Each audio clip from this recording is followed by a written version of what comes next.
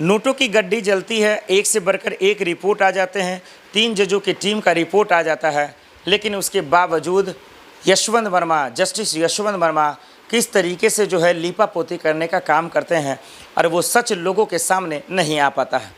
उसी देश की राजधानी दिल्ली में कानून है, एजेंसियों का जो है बौछार है, दफ्तर है, ऑफिस है, एजेंसियों का भी है, कानून का भी है, एक से बढ़कर एक मंत्री है, नेता है, सांसद है, पार्लियामेंट भी है, लेकिन उसके बाद भी जस्टिस यशवंत वर्मा का सच सामने ना आना, ये अपने आप में कितना दुख की और शर्म की बात है, इसका अंदाज़ा आप इस वीडियो से लगा सकते हैं।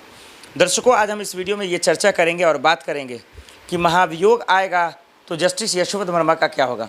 और जो तमाम वकील हैं, जो धनखड़ साहब हैं, उपराष्ट्रपति जी ने जो कहा कि एफआईआर दर्ज कर, जांच कर, अगर वो दोषी पाए जाते हैं तो जस्टिस यशवंत वर्मा को जेल में भेजना चाहिए, तो वो जेल जाएंगे या नहीं।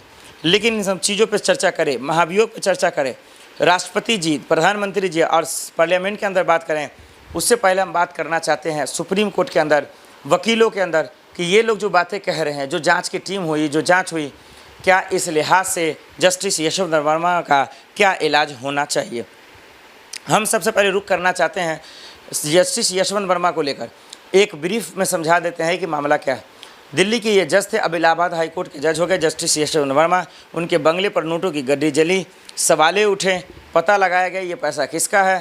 पूर्व सीजीआई खन्ना साहब के पास ये मसले जाते हैं और उसके बाद कहा जाता है कि इसकी जांच पड़ताल की जाए, पता लगाया जाए कौन है। 3 जजों की टीम तैयार की जाती है और उसके बाद कहा जाता है कि दरअसल सच्चाई ये है कि ये नोटों की गड्डी जली है, ये पाए गए हैं। फॉरेंसिक रिपोर्ट पाया जाता है, 3 जजों की टीम पाया जाता है, गवाह चश्मदीद पाए जाते हैं, लेकिन उसके बावजूद न इनको बर्खास्त किया जाता है, न जेल में डाला जाता है, न इस्तीफ़ा लिया जाता है।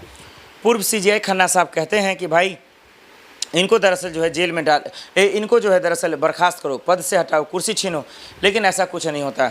अब ये देखना पड़ेगा कि क्या ये सुप्रीम कोर्ट के साख की बात हो गई है, क्या सुप्रीम कोर्ट को चुनौती दे रहे हैं दिल्ली जज यशवंत वर्मा साहब, क्या उनको सुप्रीम कोर्ट से डर नहीं लग रहा, क्या सीजीआई महोदय से डर नहीं लग रहा। अगर लग रहा है तो फिर वो सच क्यों नहीं उगलते हैं, वो लोगों के सामने आकर सच क्यों नहीं बोलते, प्रेस कॉन्फ्रेंस क्यों नहीं करते, रिपोर्ट को खारिज क्यों कर रहे हैं, 3 जजों की टीम को खारिज क्यों कर रहे हैं।